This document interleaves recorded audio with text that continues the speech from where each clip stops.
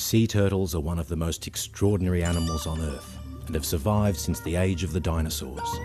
6 of the remaining 7 species of sea turtle occur in Australian waters.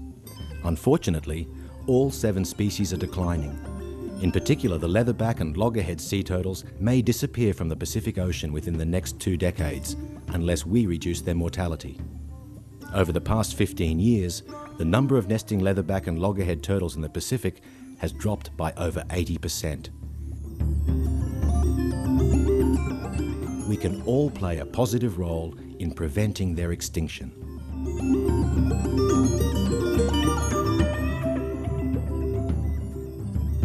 Each adult turtle is a miracle of survival, needing to avoid the ocean's predators for up to 30 to 50 years before they can begin to breed. They must also survive many man-made threats, such as disturbance of nesting habitat, pollution, predation by feral animals, incidental catch and fishing gear, boat strike, and indigenous hunting. It's estimated that only 1 out of every 1,000 hatchlings will survive to breed. In order to give these remarkable creatures the greatest chance of survival, we must all do our best to lessen our impact on them throughout all phases of their life history. So why was this centre set up in the first place? Well, we were rescuing pelicans back in 1993, 13 years ago, and we needed somewhere to live and somewhere to do the work we needed to do. And we lived in little shacks and converted dairies and all sorts of things for a long time. Started rescuing turtles, and when we started doing all those things, a lot of these organisations came on board and gave us a lot of assistance. And then a foundation, in their wisdom, thought that we needed somewhere better. And Tony and Lisette Lewis Foundation bought us this property with the hall and all our facilities here. So it's been very, very good.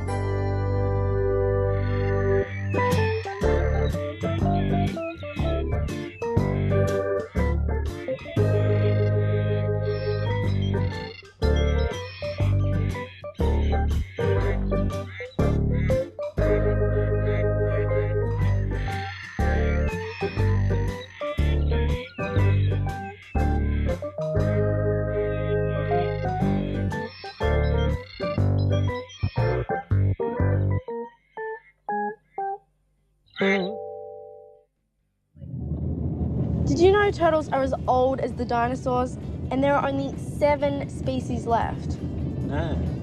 And green turtles only start breeding when they are 30 to 50 years old. God, no wonder they never look happy. What do they eat? Different species eat different things. Things like seagrass, shellfish, jellyfish, sponges. I wonder if they ever get tired of seafood.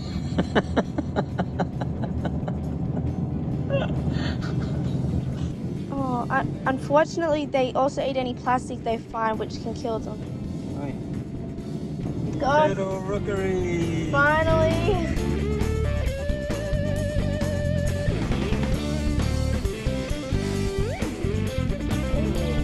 Yes!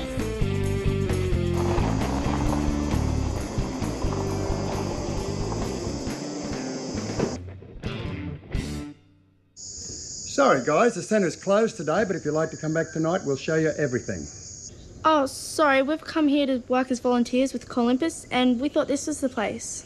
No, the research centre's down the road. This is the visitor centre, but why don't I show you around before you go? Okay. Come with me. Seeing that you're going to volunteer here, what's your name? Sam. Sam, that's a nice name.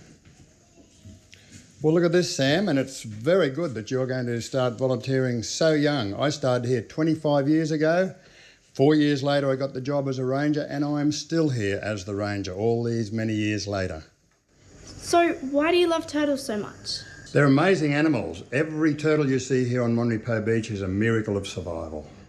They have a very hard time surviving out there. They've got to survive until they're somewhere between 30 and 50 years of age before they can breed and lay eggs again. As little hatchlings, they're gobbled up by birds and crabs as they run down across the beach. They are eaten by fish when they enter the water.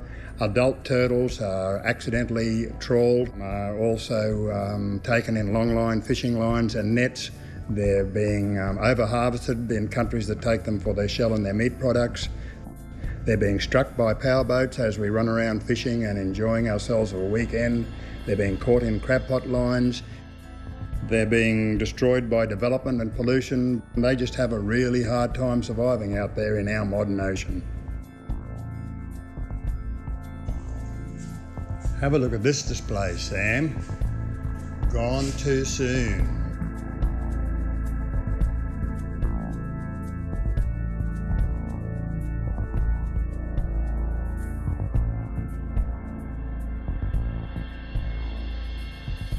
What's this? Sam, we need 1,000 hatchlings to produce one nesting female, so she's the 1 in 1,000. So where do the ones that do survive go to? It says in my book that they drift in the ocean currents, like the East Australian current. And then they stay in the middle of the ocean for about 15 years. And then when they're larger than a dinner plate, they come back to the feeding grounds, which is just offshore.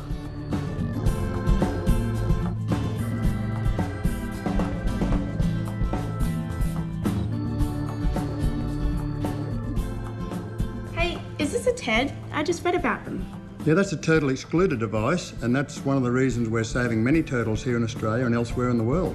TEDs are what probably saved our nesting turtles here at Monry Po. In the 70s and 80s, hundreds of turtles were being drowned every year in trawl nets. The number of nesting turtles declined until we were right down to only about 15%. Luckily, they then made it compulsory for every boat to use a TED, and now it looks like the decline in numbers has stopped. This is the life cycle of a turtle, Sam.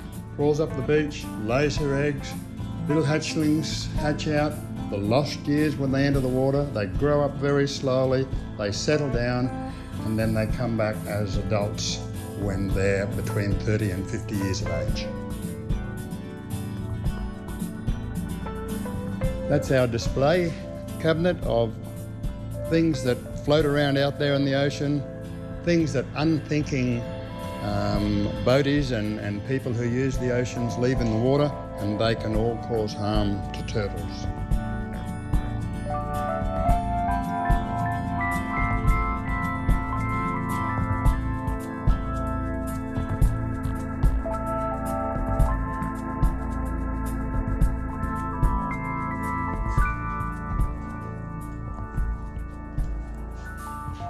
Okay, Sam, the research centre's down that way.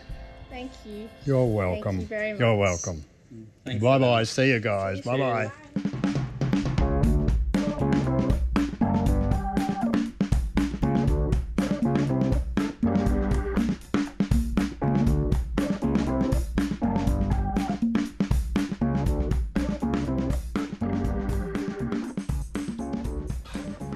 Hi, Cole. I'm Jeff. I spoke to you on the phone last week. This is Sam. Hi.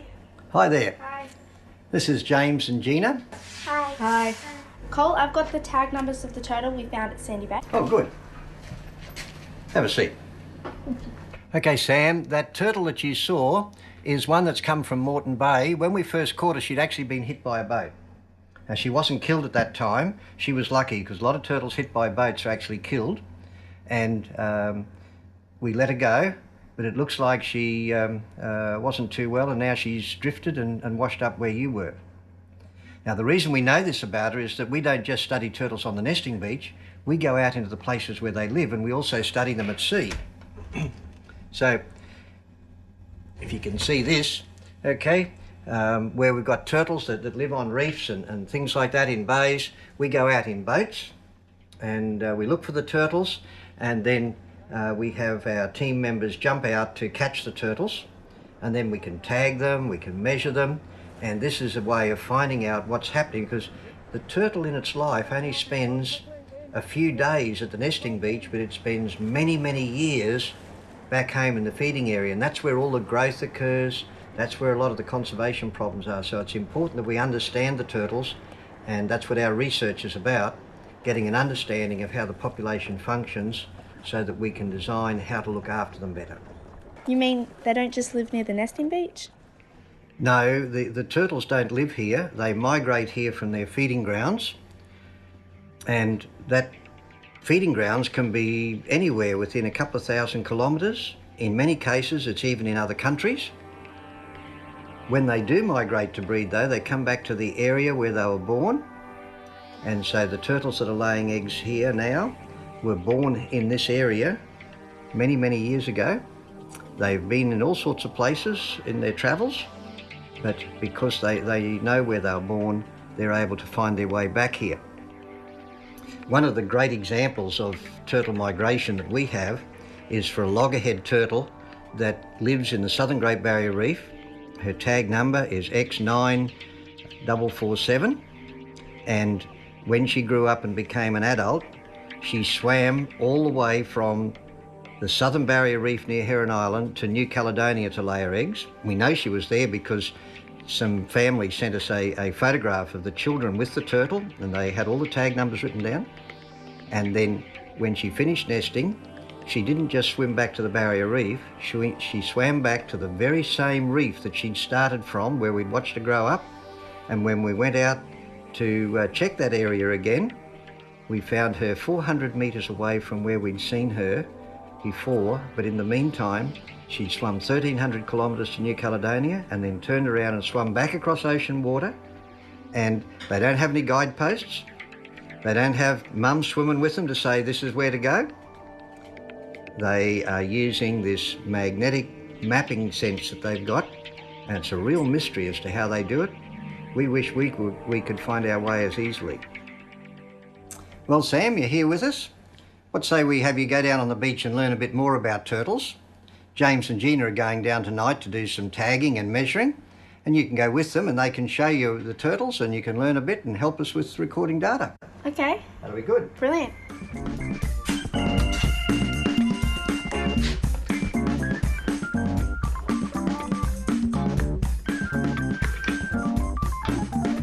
So how long have you been doing this research? Well, I've been coming here since I was born, and I've been helping out with the research ever since I could write, really. Beach to Research Center, we have a turtle at Peg 19. Lad, here, we're on our way.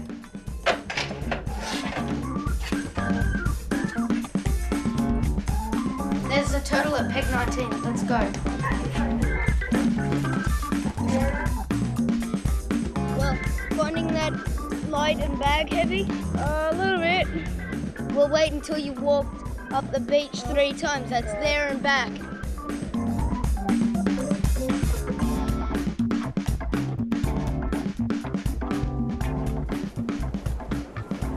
It's a loggerhead.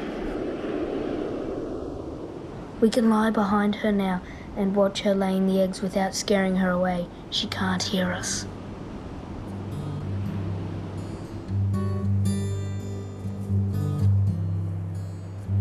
Why don't the eggs break when they hit the sand? Turtle eggs aren't brittle like chicken eggs. They're much more leathery. Here, feel one.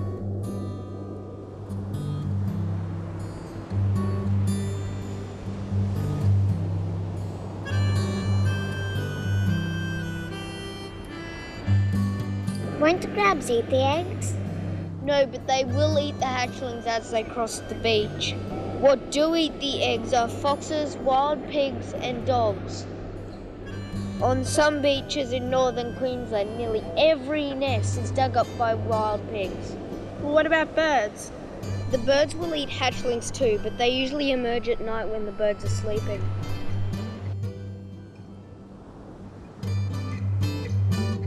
Pad 1 is T82003. Okay. T82012.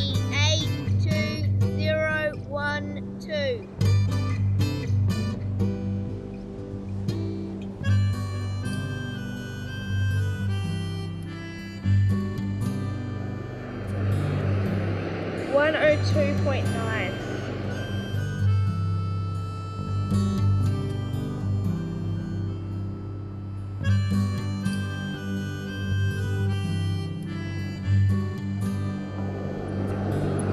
Look at her eyes. Do you see the tears? Most people ask me if she's upset because we're watching her, but it's really because it's used to get rid of the salt from the seawater that they drink. How many times will she lay eggs in a year? She'll lay between 2 and 8 clutches every 2 weeks between November and February. Will we see her next year?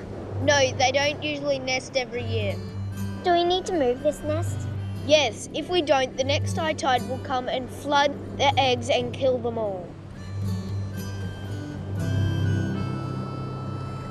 By moving the ones laid too low, you must save heaps of eggs. Yeah, we do, and every one we save is important.